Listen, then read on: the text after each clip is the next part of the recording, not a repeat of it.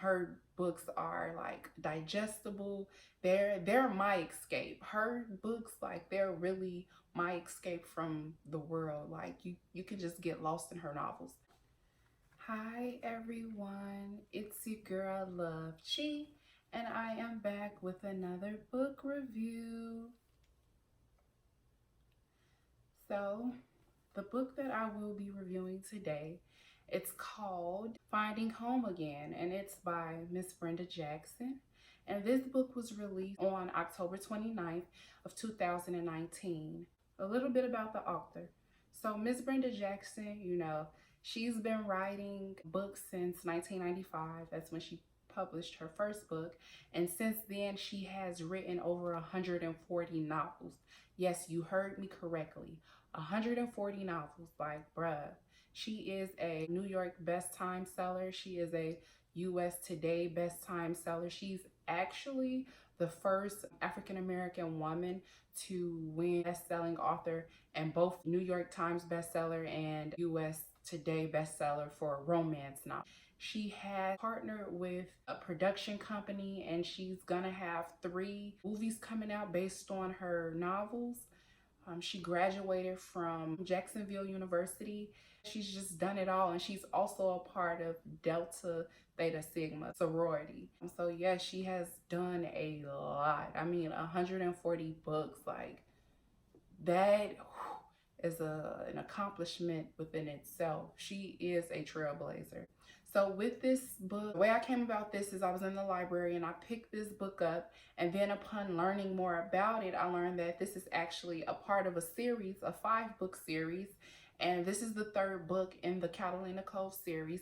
I bought the 2nd book, which is Forget Me Not, and I'm going to read that one, but after reading this one, and looking to see that there are 5 books in this series, like, I want to read all of the books. So I may just go to the library and get the other 3 books. So the price of this book, it varies. If you go on Amazon for a hardcover book, it's $24.95. For a used book, it ranges from like $11 to $15. But if you go into Target, it's like $5.99. So it just varies. If you go to the library, it's free. When I bought the 2nd book, it cost, I think, $9.99 or something like that. A brief summary on Finding Home Again. In this book, there are 2 childhood best friends who turn into lovers, and as they grow in their relationship, something happened which pulls them apart.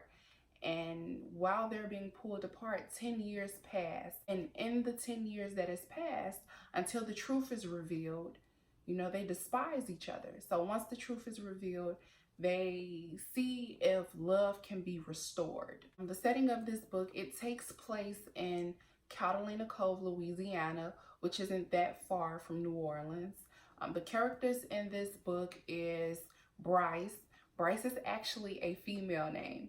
So Bryce, she's a real estate agent, and she's currently in school to become a real estate broker. And she offers her parents help at their diner in the mornings and in the evenings.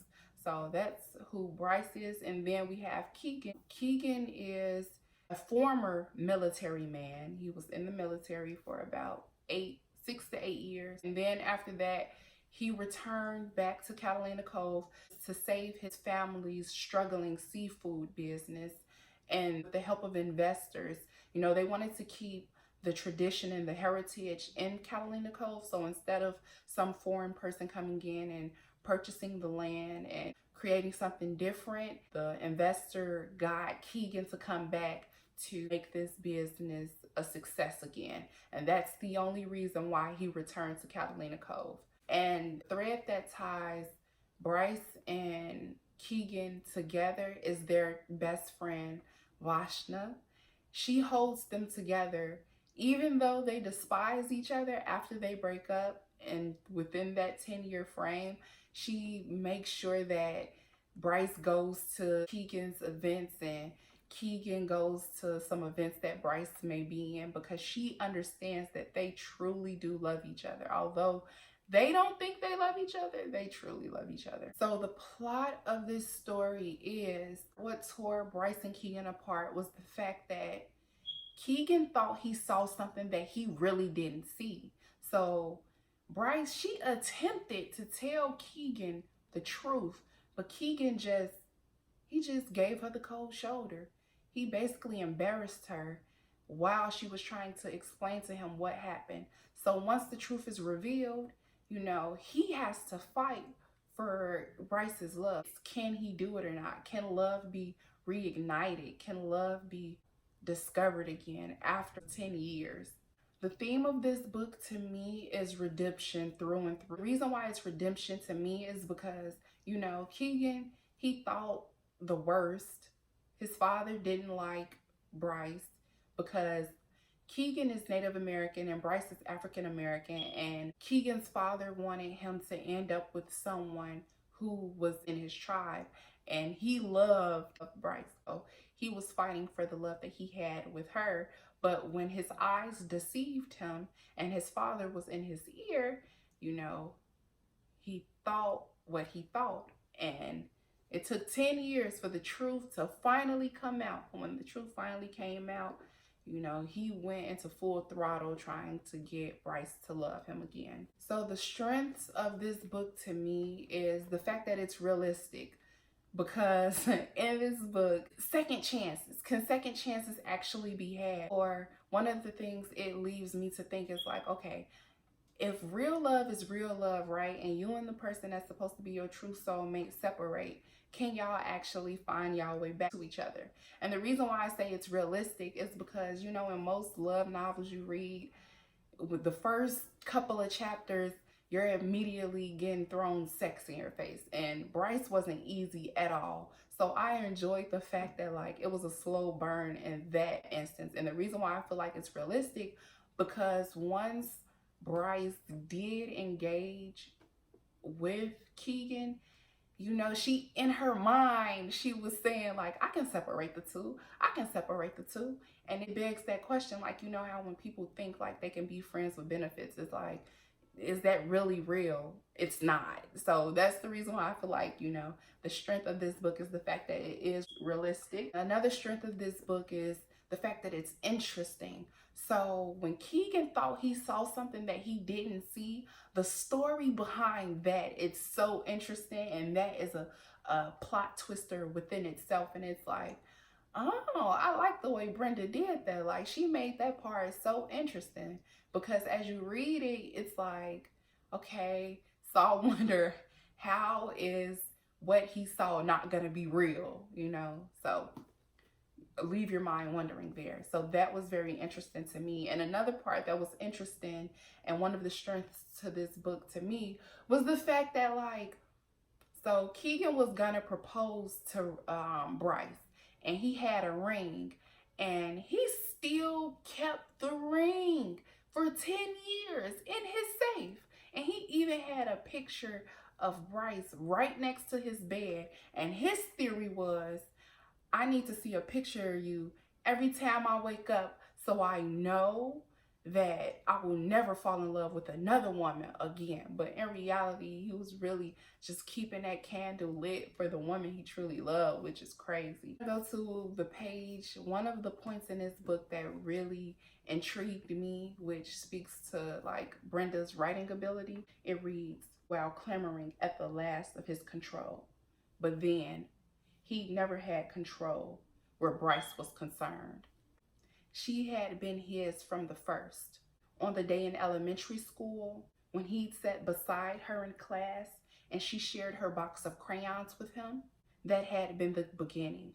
Over the years, she'd shared her mother's blueberry muffins when he'd missed breakfast, and had shared one of her father's sandwiches after discovering on some days he didn't have a lunch of his own, and shared his brother's clothes those days when his had been too dirty to wear to school. Even as a kid, she'd shared her parents' underground passageway by leaving the door unlocked for him to get in for shelter when things had been difficult at his home.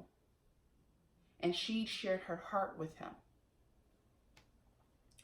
So the reason why that part is so beautiful to me is because it took him 10 years, 10 years to realize that this girl, teenager, young woman, this woman really loved him through it all, had his back through it all, was there for him through it all. She shared her crayons, she gave him clothes. Even when stuff was at a disarray at his house, she opened her door to him and she shared her love with him. And it took him 10 years to see that this woman had his back, which is crazy, but it's beautiful. Like in that moment to see how every step of the way she's always been there for him. And he let someone get into his ear and make him believe something.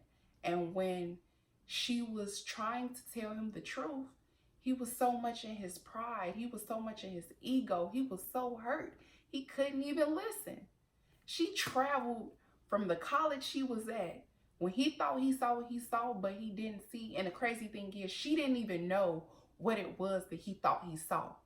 But when he called her and he told her it was over and then blocked her on everything, she came from Grambling in North Carolina on an 18-hour bus ride to tell him the truth. And he just didn't care at all. And the only weakness I would say in this book, the only weakness is how abruptly it ends. Like when it ends, like I'm reading it and on the last page, I'm like, wow, this is the end? Like I can't believe this is the end. Like after everything I done read, this is the end of it. And this second part was like this guy who's in this story, he is woven into the story beautifully. However, I feel like the climactic part of how dramatic his role is, it was so lackluster, you know? Like it lacked. Like, I don't know, I feel like that part could have been developed a little bit more, and that ties into like the way it ended as well. So I mean, but all in all, this is a really good book. You know, like I really enjoy Brenda Jackson's books. When I read her books, these are my escapes because it's like she writes those contemporary, multicultural, Black love stories, and it's like it's not too much. And she has over 140 novels, so you can always find something. And then within those novels, she has series. So it's like, even if, you know, even though I feel the way I feel about the ending, me continuing to read this series, I know it's going to come full circle. So, you know, I rate this book a 5 out of 5. It is really worth the read. So go ahead and comment, like, subscribe. If you have any favorite books by Brenda, comment them down below and tell me what they are. Because, you know, I'm always looking for new books of hers to read. She has over 140. So I know for a fact I haven't read all her books. Even though I read a great deal, I haven't read all of them. And while you're at it, go ahead and pick up my book. My book is called Metamorphosis. It is a transformative book of poetry. Throughout this book, you can find a poem, any poem, detailing what it is you may feel in a moment of emotion. So for me, I wrote this book through a traumatic year of my life. It goes from the top of the year all the way to the end of the year. In this book, I wanted to grow and change, and it made me rediscover my love for poetry. If that's something you're interested in, you could go ahead and purchase this on Amazon. Just type in Metamorphosis by Lavinia Cheeks and it should pop up. And once you receive your book, what I want you to do is once you open it, flip through, and whatever page you land on, read that poem. And once you read that poem, either comment under this video or on my Instagram under the photo of my book cover, or even make a short video telling me what that poem meant to you, how it aligns in your life along your journey. Just share what you feel about it. So that is all from you, girl. Like, subscribe, follow me on Instagram, follow me on Twitter. That will pop up right now. Have a great day. Peace.